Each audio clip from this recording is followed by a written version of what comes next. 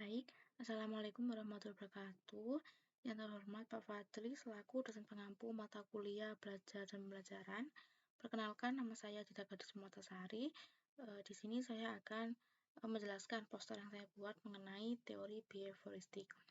Jadi, ada para ahli yang memiliki pendapat mengenai teori behavioristik ini adalah Thorndike, Clark Hull, Edwin Guthrie, dan Pavlov. Nah, teori behavioristik ini memiliki arti bahwa belajar adalah perubahan tingkah laku akibat adanya interaksi antara stimulus dan respon. Lalu tujuan dari teori behavioristik ini adalah untuk mengungkapkan kembali pengetahuan yang sudah dipelajari dalam bentuk laporan, kuis, atau tes.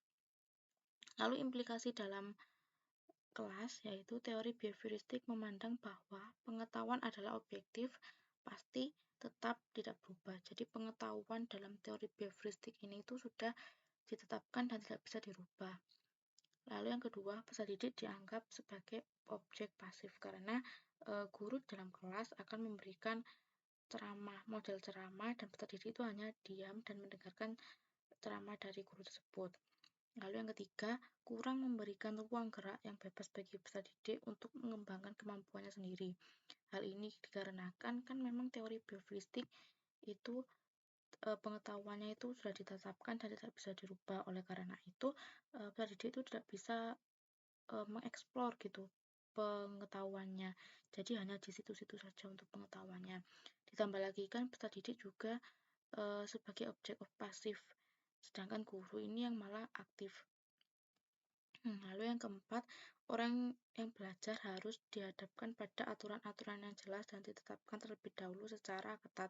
Nah, itu kan kembali lagi pada teori behavioristik bahwa pengetahuannya itu sudah pasti tetap tidak bisa berubah. Jadi sebelum dimulai pembelajaran itu sudah ada aturannya tersendiri yang harus dipatuhi oleh peserta didik.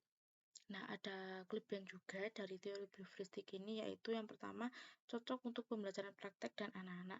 Jadi, cocok untuk pembelajaran praktek ini seperti kecepatan, spontanitas, kelenturan, refleks, dan daya tahan.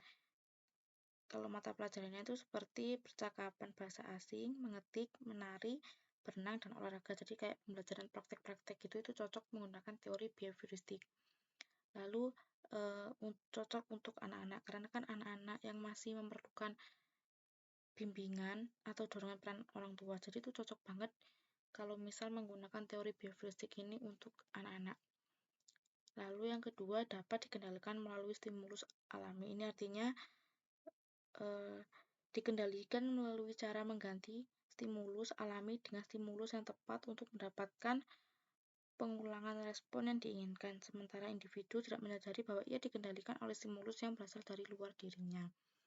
Lalu kekurangannya, pembelajaran berpusat pada guru, karena kan kembali lagi tadi kan peserta didik itu bersifat pasif dan guru itu kan aktif. Jadi pembelajaran tersebut itu berpusatnya pada guru. Jadi guru itu lebih memberikan ceramah, terus lebih menerangkan mengenai materi-materi, terus guru itu lebih apa ya, lebih aktif di kelas dibandingkan dengan peserta didik. Lalu kekurangan yang kedua yaitu hukuman dianggap sebagai efektif, padahal tidak semua hukuman itu bisa efektif dan membawa dampak baik bagi peserta didik. Kalau di teori behavioristik ini, hukuman itu dianggap sebagai efektif karena penggunaan hukuman sebagai salah satu cara untuk mendisiplinkan siswa, baik hukuman verbal maupun fisik seperti kata-kata kasar, ejekan, jeweran yang justru berakibat buruk pada siswa. Itu yang kekurangannya dari teori behavioristik ini. Jadi kesimpulannya untuk teori behavioristik ini,